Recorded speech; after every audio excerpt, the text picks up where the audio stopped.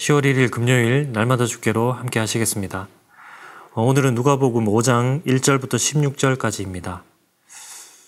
오늘은 예수님께서 베드로를 부르시는 그 유명한 장면인데요.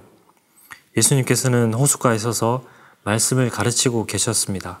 지금도 게네사렛 호숫가를 따라가면 가파르고 좁은 만이 지그재그 모양으로 해안선을 따라서 이어지게 되는데 각각이 천연의 공연장을 형성하고 있습니다. 그만큼 해변에서 조금만 떨어지게 되면 육성으로도 배에 있는 사람과 또 만에 있는 사람들이 서로 또렷하게 대화를 할 수 있을 만큼 잘 들린다고 합니다. 예수님은 그런 지리적인 이점을 10분 활용하셨습니다. 저기 호숫가에 배 두 척이 있는 것을 보시고 부르셔서 한 배에 올라타셨습니다. 그리고 그곳에 모여있던 수많은 무리들을 가르치셨습니다. 그리고 말씀을 마치고 이렇게 명령하셨죠. 1번 문제 보게 되면은 예수님은 시몬 베드로에게 하신 명령은 무엇입니까? 4절 보게 되면 말씀을 마치시고 시몬에게 이르시되 깊은 데로 가서 그물을 내려 고기를 잡으라. 전문가의 안목으로 봤을 때는 참 쓸데없는 일입니다. 시간과 노력만 낭비하는 일입니다. 갈릴리 바닷가에 서식하는 물고기는 어두운 밤에 더 잘 잡힙니다. 이들은 이 바다를 삶의 터전으로 삼은 직업 어부입니다. 더군다나 이미 이들은 밤새 이리저리 정말 해볼 것 다 해보면서 모든 수고를 다 했습니다. 그런데 지금 헛수고인 그런 상태이죠. 그래서 오늘은 지금 그만해야 되는 것입니다. 그런데 예수님께서 베드로에게 깊은 곳에 가서 그물을 던져라 라고 말씀하시는 겁니다. 만약 예수님이 베드로를 부르실 때 고기가 너무나 잘 잡히고 있는 상황, 정말 그 잡혀온 고기를 주워 담으면서 콧노래가 절로 나오는 그런 상황에서 예수님이 부르셨다면 어떠했을까요? 아마 베드로는 작업하는데 귀찮고 방해되니까 어서 가시라고 아마 그렇게 말하지 않았을까요? 하나님이 그의 백성 또 그의 제자들을 부르실 때 참 이런 상황에서 부르실 때가 참으로 많다는 것입니다. 밤새 노력하고도 얻은 것이 없을 때, 때로는 자신의 그 한계에 도달했을 때, 삶의 실망이 찾아왔을 때, 낙담과 우울이 찾아왔을 때, 소망이 거의 없을 때, 너무 지쳐 있을 때. 왜냐하면 그때서야 다른 것들을 볼 수 있는 겸손함이 생기기 때문입니다. 그리고 자기가 추구한 것에 대한 그 허무함을 깨닫기 때문입니다. 우리가 열심히 살아가고 있지만 우리 손에 남는 것이 무엇입니까? 정말 안타깝고 또 불쌍한 인생이 있다면 밤새 수고했지만 빈 그물을 걷어 올리는 것이 아닙니까?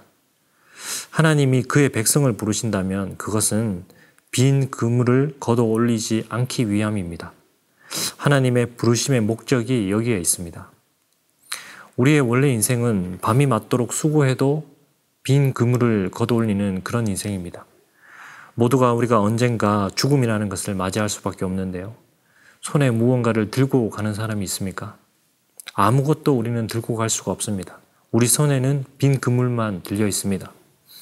그러나 하나님 나라의 유업을 받은 자라면 결코 빈 그물이라고 할 수 없겠지요. 빈 그물이 아닌 많은 고기, 가득 찬 그물, 풍성한 기쁨이라는 것은 결국 하나님의 나라와 관련이 있습니다. 이것을 위해서 주님이 오늘 베드로를 부르시는 겁니다. 2번 보게 되면 잡은 고기로 인해 놀란 베드로에게 예수님께서 하신 말씀은 무엇입니까? 10절 보면 세베대의 아들로서 시몬의 동업자인 야고보와 요한도 놀랐음이라. 예수께서 시몬에게 이르시되 무서워하지 말라. 이제 후로는 내가 사람을 취하리라 하시니.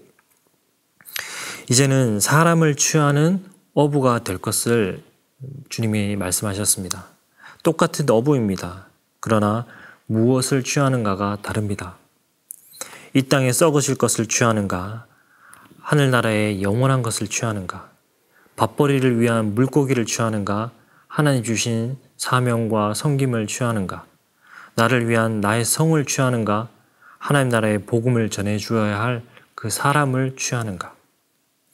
세상의 이 죄악된 나라에서 의와 생명의 그 하나님 나라로 건져내는 일. 신들러 리스트에 나오는 그 영화에 나오는 것처럼 유대인들을 학살하는 그 강제 수용소에서 한 명씩 한 명씩 끄집어내는 일. 이것이 결국 빈 그물로 남지 않고 가장 놀랍도록 풍성한 그물을 걷어올리는 그러한 삶이고 또한 인생을 가득 채우는 삶이다라는 것입니다. 4번 보게 되면은 시몬 베드로가 예수님 앞에서 죄인됨을 고백한 것이 어떤 의미를 내포하고 있는지 묵상해 봅시다. 8절 보면 시몬 베드로가 이를 보고 예수의 무릎 아래 엎드려 이르되 주여 나를 떠나소서 나는 죄인이로소이다 하니 이렇게 하나님의 그 부르심과 또 새롭게 시작되는 그 인생 앞에서 반드시 통과해야 되는 것이 있습니다. 그것은 바로 나 자신의 죄인됨을 아는 것입니다.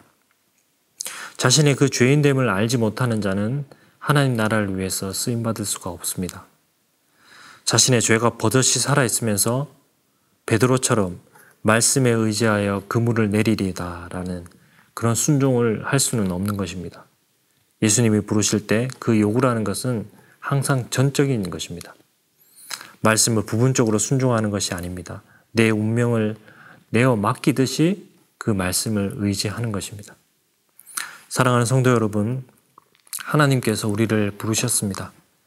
우리가 한 번도 꿈꿔보지 못한 그 만선을 위한 계획을 하나님이 우리를 위해서 다 준비하시고 부르십니다.